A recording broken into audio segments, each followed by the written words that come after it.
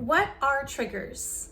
Triggers are a response to stimuli, and they're typically talked about within the realms of mental health because something negative may elicit a psychological response. So if someone is reminded of something upsetting, something related to, say, trauma, they may have an anxiety attack or a flashback or any other number of psychological distressful situations. Now, triggers can come in a lot of different forms. Triggers can be objects, they can be people, they can be different kinds of senses like touch, taste, smell.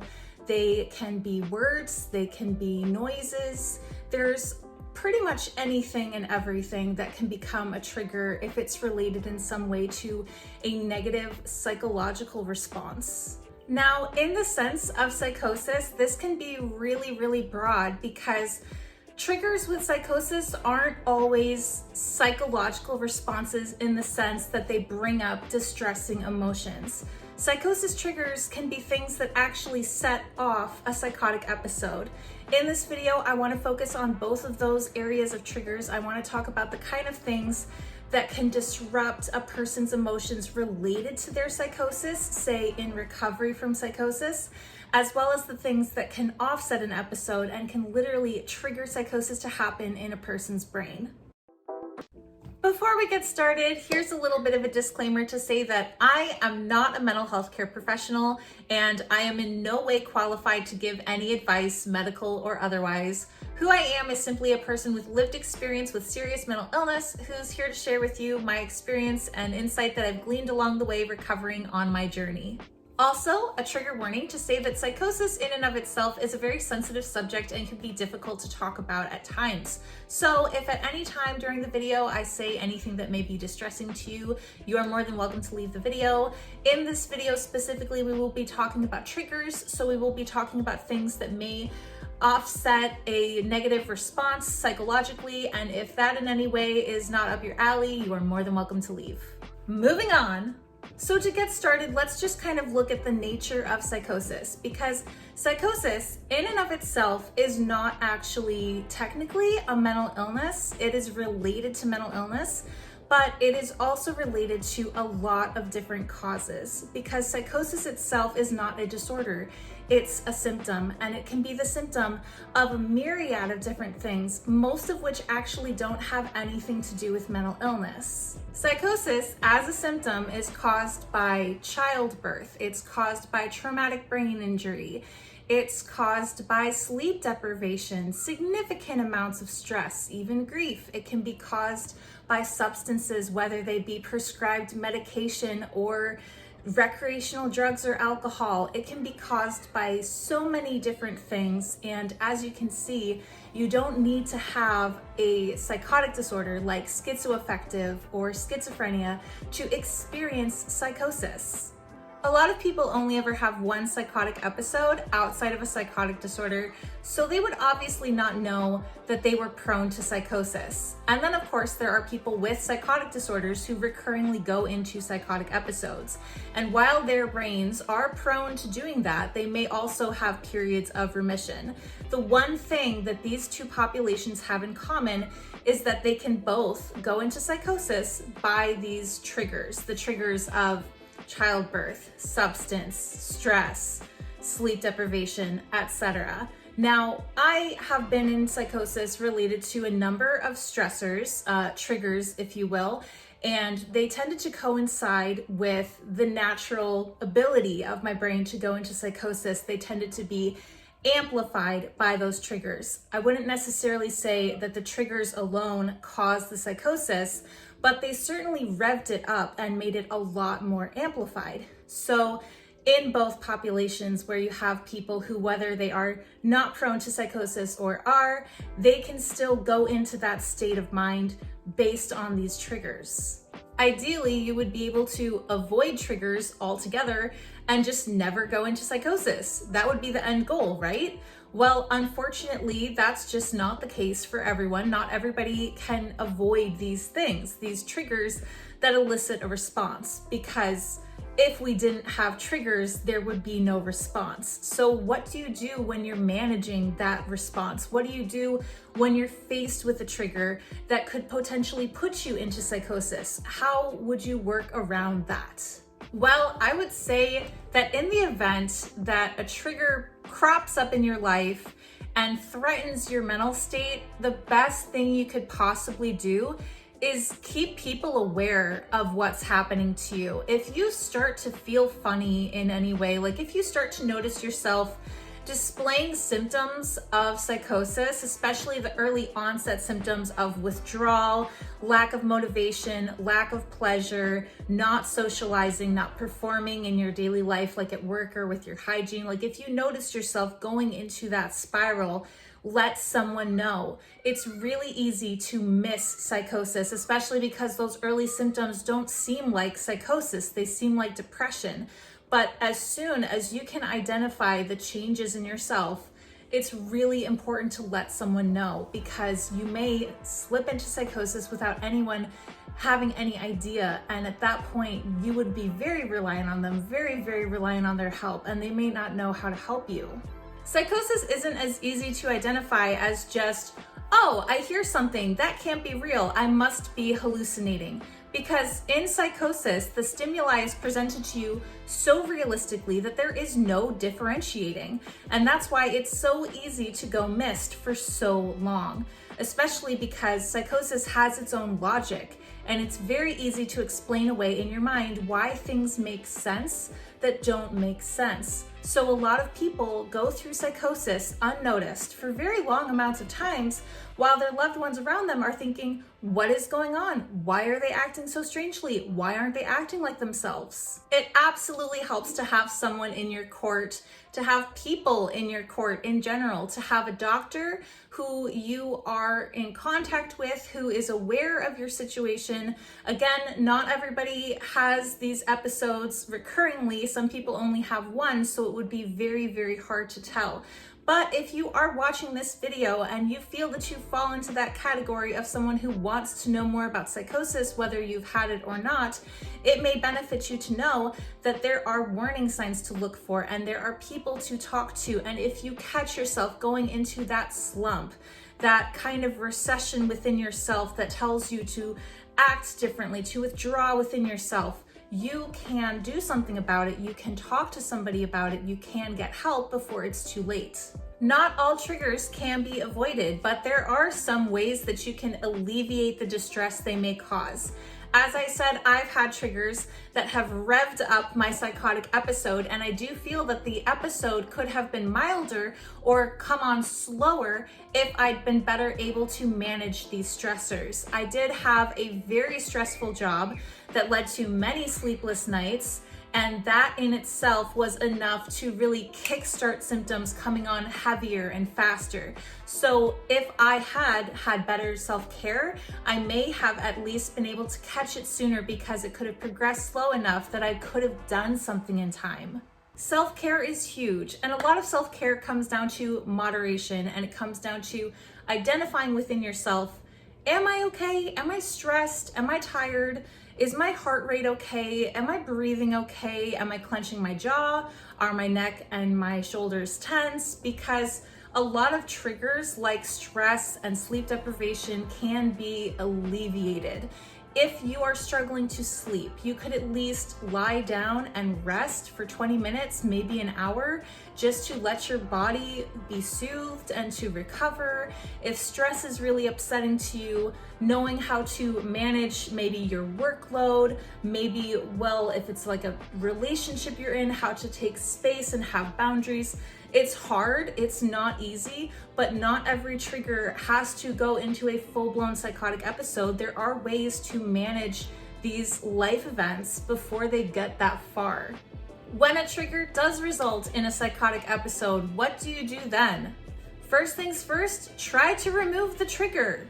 Most instances of psychosis that are unrelated to mental illness are resolved once the trigger is taken away. Because unlike mental illness, where the primary cause of psychosis is psychosis, with these triggers that I've mentioned, like childbirth and substances, etc., The primary cause is the trigger and the secondary cause is the psychosis. So in order to treat the secondary cause, you first have to treat the primary cause. You have to remove that trigger. When it comes to things like childbirth, this is a trigger that typically resolves itself after the birth of the child.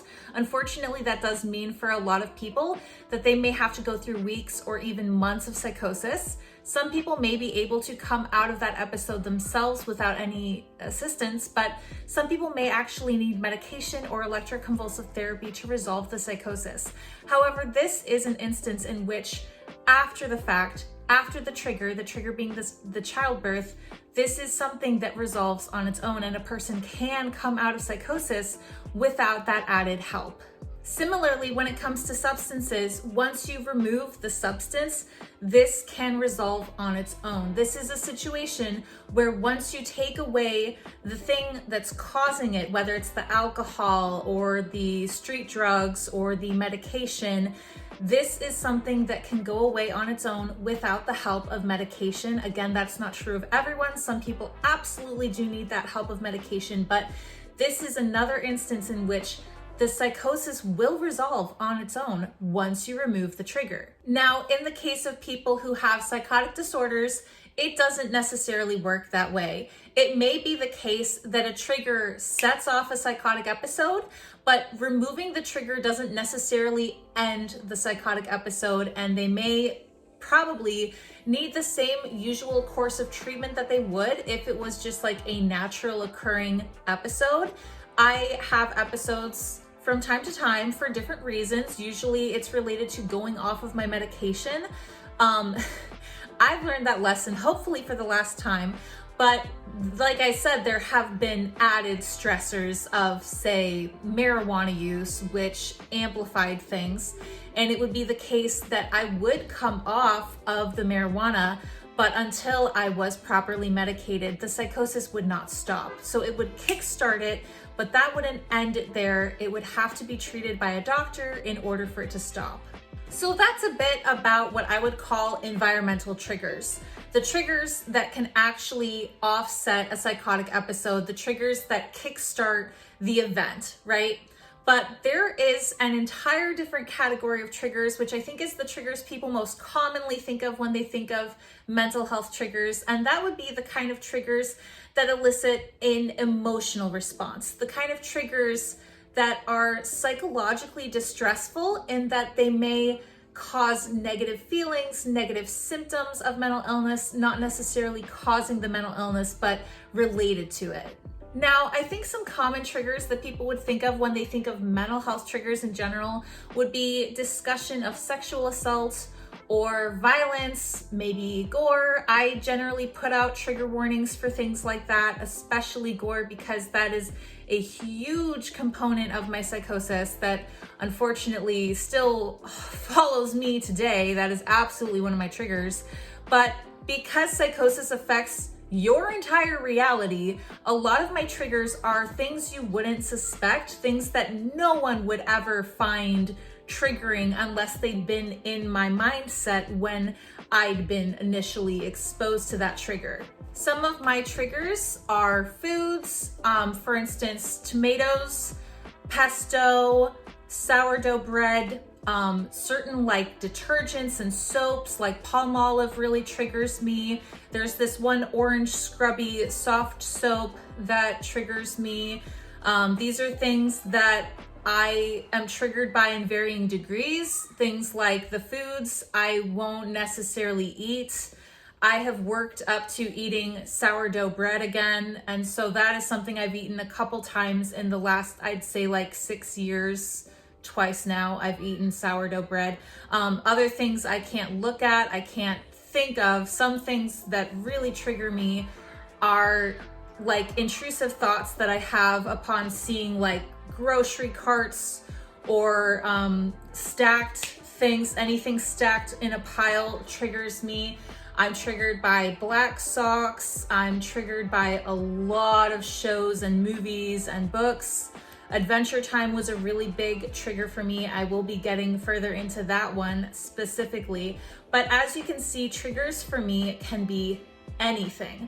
And this is because in psychosis, that affected me, that affected me, that affected me, that affected me, because it was in my environment. It was making up my world. My entire world was distorted, so everything in it was affected, and that's why absolutely everything triggers me. I have two approaches to dealing with my psychological triggers, and that would be avoidance and management, because for the first several years after psychosis, all I could simply do was avoid triggers, and I couldn't engage with them in any way. I couldn't interact. I would absolutely shut down whenever I was faced with a trigger. And because my triggers were so varied and so constant and pretty much made up of everything, I was dealing with this every day, all throughout the day, constantly having to leave the room, leave a conversation, anything I could do to get away from it. So avoiding triggers was the start for me.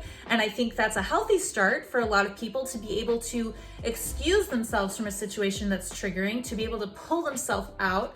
But for me, it was not sustainable. I couldn't live my life avoiding triggers when everything was triggering. I couldn't spend every day of my life dancing around these triggers. And at some point I did eventually have to face them.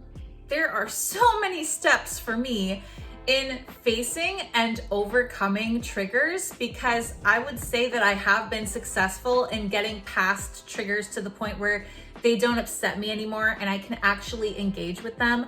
But it took so much work to get to that place. For instance, I could in my mind know that something was triggering, but I couldn't identify it. I couldn't say the words out loud, that's a trigger. I couldn't look at it. So for instance, one trigger that really upsetted me for a long time, and still kind of does, is one of my favorite things in the world, and that is Hellraiser. I was a huge horror buff, and my favorite movie of all time was Hellraiser. It wasn't just my favorite movie, it was my favorite thing. I have a Hellraiser tattoo, I had the t-shirts, I had the comics, I have autographed books by Clive Barker.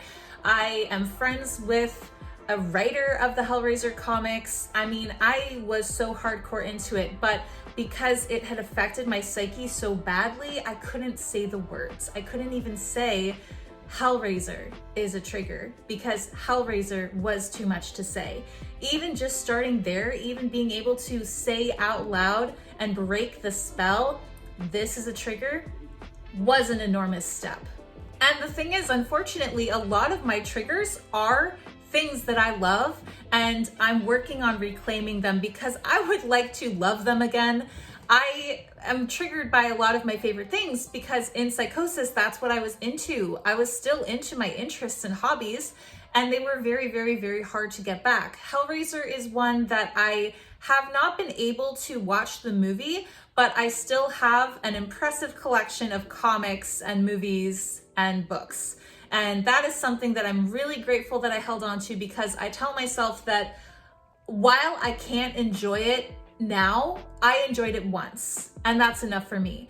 I'm okay with the fact that I may never watch it again because it is triggering still to some degree, but I did at one point in my life love it very, very much, and I can hold on to that and be okay with that. So some triggers I've had to kind of let go and accept that they may never come back into my life, especially horror, which is a chapter of my life that is completely over, but I can at least hold on to, I loved it at one point, and that's enough for me. And unfortunately, I may never be able to reclaim those triggers, but I have been able to reclaim quite a few. Desensitizing myself to triggers was, I feel like, the next step after being able to identify and say, that's a problem. I'm gonna work on that. After that, I kind of slowly worked myself towards embracing things. Like, for instance, as I said, Adventure Time was a really big one for me, and this is a trigger that I very recently overcame, and it was many, many years in the making. And again, this is a trigger that I really, really loved. This is something that I was very upset to lose because it had been such a significant part of my life.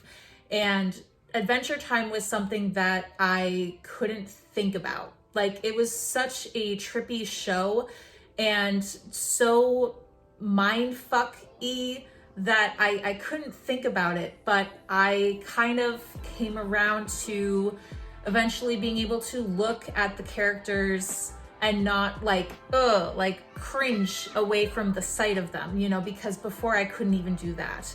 And then from there, being able to, you know, revisit some of my fan fiction because I'm a huge nerd, and be okay with that because I wrote it, and sort of tiptoeing on and on and on until I did get to the point where I actually watched it again. And that in itself was a journey because I watched it from start to finish, and I believe it's 10 seasons. And there were times while watching it that I was very triggered. I would have to put down the show for a few weeks before I could pick it up again. But I kept working on it and eventually was able to finish the show.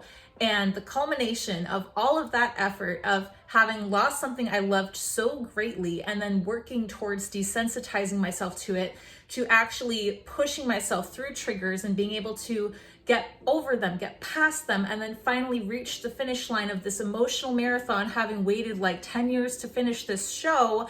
It was emotional and it was amazing, and I felt so rewarded because that was another thing that I never thought I'd get back. Now, some triggers are just lost causes and they're not worth dealing with. Some things I just don't feel like they're important enough to want to reclaim.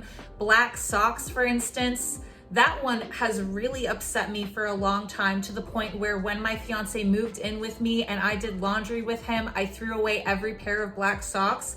But I'm not super duper interested in just getting past that one because I think I can live the rest of my life without black socks. I think that's not a big enough deal that I need to die on that hill, that I will do whatever it takes to wear black socks again. That one just doesn't seem that important. It is upsetting though that earlier today I was actually thinking about getting black socks to bleach dye, and then I was like, no, better not. It still triggers me. Silly enough as it is because it's just a pair of socks, but it does trigger me enough that I guess could get over it, but no, you know what? I'm just not gonna buy the socks. I'm not gonna bleach the socks today. That's not for me. So some triggers are just not even worth going near. Like I can just like skirt around that. That's not the worst thing in the world, but some of them are so unavoidable and so painful that I'm confronted by them every day and I still don't know what to do. My very worst trigger is related to a movie that I don't even like, and I've seen it once, but for some reason that was enough for it to stay in my mind for the rest of my life because I think of it every day and everything reminds me of it. Everything. Things that you would think would have nothing to do with it. And it's just the fact that it is so ingrained in me that I see it everywhere. I see it in everything. I see it, like I said, in grocery carts. I see it in maybe someone hugging, honestly, something as simple and innocent as that. I could see it in a cartoon, like a just innocent children's show. Everything reminds me of it. And I honestly don't know what to do about this one. I have never, ever found a therapist who will even talk about psychosis with me. So this has been going unresolved for, what is that, 6, 7 years? Something like that? I don't know. And it is an everyday occurrence for me, and I was affected by it earlier today. It always spurns these intrusive thoughts that go on and on and on, and I think about it in excessive detail. I've thought about it from every angle now, and I just, it hurts so much, but there's nothing I've been able to do to alleviate this one. I just hope that as time passes, it improves, because it seems to have become less of a visceral reaction when it comes to mind. I just can't seem to stop this one. And like I said, everything reminds me of it. Everything is a trigger. So triggers come in a lot of varieties and they have a lot of different effects. Some triggers may not be as distressful as others. Some I may be able to handle and walk away from and, maybe not be so distressed by. Others distress me daily. As I said, that worst one, I just can't get away from that. I don't know what's up with that. But yes, there are so many types, they have so many different responses, and managing them comes in so many different ways. I have found that I can either avoid them, as I said, I can manage them, I can confront them, I can identify them, I can engage with them, I can overcome them, but they're still endless and they keep coming. And because psychosis, as I said, was my entire reality, I am constantly being bombarded to this day. I've just been better able to manage it over time. So wow, triggers are a lot, and there are so many different kinds and there's so many different responses. You can have environmental triggers that can cause psychosis to happen, or you can have psychological triggers that happen as a result of the distressful things that happen in psychosis. Triggers can happen at any point of the journey, whether in the onset or in the recovery phase, and they may have long-lasting effects that carry with you for years, if not the rest of your life. Managing triggers, whether at the beginning to avoid an episode or after the fact in recovering, are a huge part of psychosis that many people have to deal with, that many people can work with and overcome. So that's a little bit about triggers, and that's it for the rest of this video. Thank you so much for watching. I truly appreciate it. Today's video was a suggestion by Vega Oksana. Thank you so much for the awesome topic. I hope that answered your question. If anyone has a suggestion for a future video you'd like me to talk about, you can leave your topic in the comments below, or just let me know what you thought of this video. I'd love to hear your input. As always, please like and subscribe to further support my channel. My channel has been growing quite a bit lately, and I'm very excited to share some new exciting features with you. I do have merch now, and there's a link in the description box below to my merch store where I have some pretty cool shirts and hoodies, etc. I'm also on Patreon, so if you'd like to contribute to furthering the improvement of this channel, you can subscribe there as well. And that's it for me. I put out videos every Thursday/Friday, so if you're looking for more, there are plenty coming soon. I'll see you all in the next one. Bye!